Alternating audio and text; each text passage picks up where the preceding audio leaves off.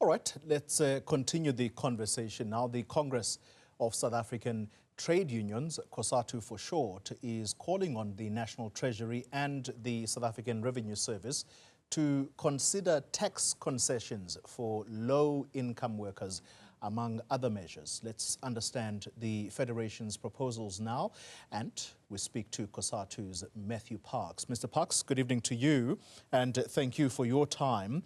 Let's begin with the lobbying that we understand you are mounting, particularly to National Treasury, for a substantive, or should we call it substantive, changes to the two-pot retirement system. Tell us why.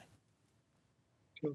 Good evening, Pauline. Thanks for having us. I think let's first appreciate as Cosatu that we are here today. This is the two-part reforms for the pensions was a campaign Cosatu started in 2020 during COVID, when many workers couldn't get paid, and yet they had money in the pension fund. But even probably beyond COVID, we have workers who are drowning in debt. They're struggling with the cost of living. They're struggling to make ends meet. And the crisis in the current law, why we reformed it, is that currently workers couldn't get access to the pension funds unless they retired, they lost their job, or they resigned. And as a consequence, thousands of workers every year would resign out of frustration, out of being highly indebted. And that really created a crisis probably of workers resigning and then being unemployed. They will not find a job easily in this economy. And of course, depleting out the pension funds. And the crisis that also then created is that only 6% of South Africans can afford to retire. So that's another crisis we're dealing with. So the new reforms allow workers relief. Immediately they can cash, as you said, up to 30,000 Rand from existing savings. Also going forward, once a year, they can access a third of future savings too, if they want to. If they don't want to, they can allow to accumulate, to grow, to collect interest, to roll over, etc. They can choose how much they want to access out of it. So we're beginning to give workers choices. So we're beginning to put pension funds to support workers during their career and in retirement. So the initial reform probably was really the first start of a journey to give workers some choice, to avoid resignation, to give workers an alternative besides cashing out everything, and also to boost savings in the longer term. So we've made about 5 proposals going forward. One is to make sure workers retain access to all their savings if they lose a job, because you can't tell a worker who's lost their job, they might lose their house, yet they've got money saved in the pension fund. So that's the emergency scenario. Treasury has agreed to that in principle. We need to flesh it out in modalities. The second one is that, can we allow workers further access to the existing savings, which is in the vested pot? That's the savings they've accumulated by 1 September this year, which is parked in a vested pot, where they retain access to it upon resignation. So we want to say, why don't we allow workers, if they want to don't force them, but allow them the choice to transfer that to the two-part reform, where 2/3 goes for preservation and 1/3 goes to savings which they can access, to allow workers to pay off debts, but remaining again employed, and also boosting savings as well. We also want to say, can we have a conversation? It's not an easy one, but can we make the tax regime more easier on low-income workers? Because right now, many workers do fear that if they do withdraw from the two-part reforms, they might unintentionally push into the next tax bracket where they get hit with some tax. And look, there has always been tax on pension withdrawals, but we want a discussion about, can we make it a little bit softer on the low-income workers? Exactly the point I want to come to next. The tax element, Mr. Parks. And the demand is so high. I was just reading a story on News 24, and they are suggesting that between the 1st of September, which is when this officially kicked in, and the 10th of September, I think that was yesterday, SARS has been processing nearly 18,000 tax directive applications per day. Now, it's worth a reminder that these withdrawals are taxed at a marginal rate depending on the tax bracket. And this is where exactly you are going with this. Firstly, could this call have come a little earlier from yourselves to National Treasury? Yeah. So Claudia, we had this discussion over 4 years. Since 2020, we have made a variety of proposals around tax. In fact, ideally, we wanted this to be tax exempt because workers are drowning in debt, and we did not want Treasury or government, rather, to be seen to profiteering, for lack of a better English word, at the misery of workers. But look, negotiations is about give and take. The previous tax regime was actually not progressive at all. It treated everybody the same, that the initial amount was tax-free. Then after that, there was a flat 18% tax rate. And the unfortunate part of that one, Paul, is that we're treating a clothing worker who doesn't normally qualify to pay income tax because she earns so little, or a cashier at ShopRite, for example. We're treating them the same as we would treat the CEO of a mining company, the CEO of a retail company, or a DG of a government department. And that didn't make sense because the tax regime must always be progressive. We must make sure those who earn the least pay the least in tax, and those who earn the most pay the most. So it was very difficult to defend when government said, let's move it to a tax regime which linked to your personal income tax rate. Yeah. Because we've always been biased towards workers, low-income workers. But having said that, we do think there is a need for further discussion. Can we be a bit more biased towards those who don't pay income tax and those in the first two, the lower tax brackets as well? The tax has always been there on pension funds, and it's geared that we incentivize with a tax deduction for Polly to help him save for when he retires, because otherwise he won't save. That's the nature of life.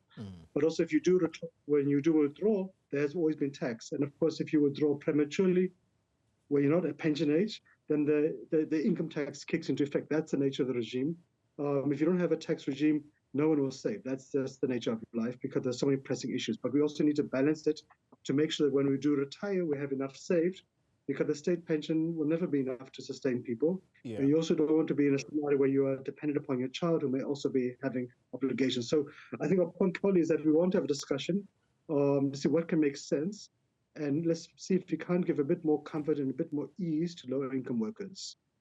Do you foresee a role for insurers or indeed the pension fund administrators in this tax discussion? Because the understanding is that they also are beneficiaries to some degree. No, there must be a discussion, and we've had discussion. In fact, we met today this afternoon at NEDLAC, or we were meeting weekly at NEDLAC with Treasury, obviously as Cosatu, with the Financial Sector Conduct Authority, with the pension funds, as CISA, which is the body association, GPF, and so forth, to do the logistics. But I've also said to them, look, we have made proposals as Cosatu to Treasury last month on the next round of reforms, including on tax. We will want to have a discussion. Ultimately, this is actually a very unique scenario, Polly, where you actually have consensus between government, Treasury, the pension funds, Labour, Cosatu, business, that this makes sense given the South African unique circumstances of high levels of poverty, of indebtedness, of resignations. In a normal scenario, if we were Sweden, we wouldn't do this, but this is a unique compromise to address South Africa's deep-seated socio-economic issues, giving relief now, but also boosting savings. So we think there is a need to include industry experts, because we don't have all the answers. We know they will have some expertise. We're also able to share the frustrations, the difficulties of workers. And of course, Treasury also has contributions to make. We're confident we can do so. We need to do so quite quickly because the bills have already been released. These bills are amended once a year, the tax bills. They've already been released for comment. They will go to Parliament with a medium-term budget statement on the 30th of October. Yeah. Parliament will get a briefing next week. And you want to get all of this done by the next tax year, because these are linked to tax years. So we're keen to get some proposals pushed to Parliament for this round. And of course, we'll have some further ones for the next round. But we don't have a huge amount of time. But I think we have built a good core between ourselves and business and government on giving further support to workers whilst boosting savings in the longer term. Yeah.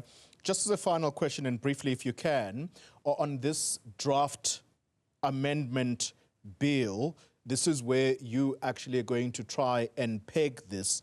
You are quoted as saying you also are going to remind Treasury, when that meeting happens between yourselves, that it previously agreed to amend the two-pot legislation so that retrenched members will be allowed to access their retirement component. Do you foresee a scenario where Treasury could potentially renege on this previous agreement? Look, it'll be a disaster if they did renege on it. Under the laws, all these years, if a worker lost their job, they were retrenched, they were dismissed, they had access to all the savings. Because no worker wants to lose their job.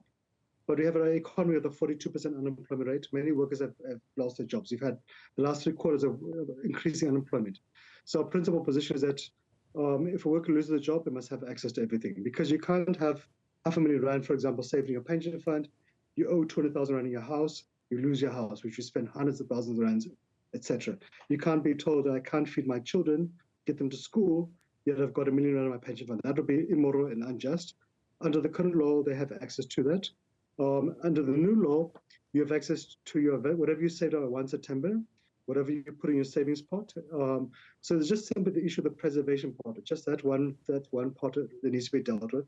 We have some time, but we don't have unlimited time. So Treasury had agreed in our engagements, extensive engagements at NEDLAC, at Parliament, that if a worker loses their jobs, yes, they must be given full access.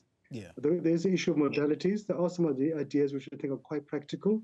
I don't think it'll be too difficult, but I think for us, the sacrosanct issue is, come the next tax year, next year, this must be resolved, because you can't tell a worker who's lost their job, good luck, but you won't be able to take care of your family. That will be a fundamental crisis.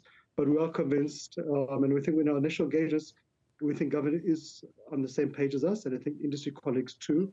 Is a question of modalities, but they're not that difficult to resolve. But the will must be there, because these must be resolved by the next tax year. Matthew Parks is Cosatu's parliamentary coordinator. Thank you very much for your time.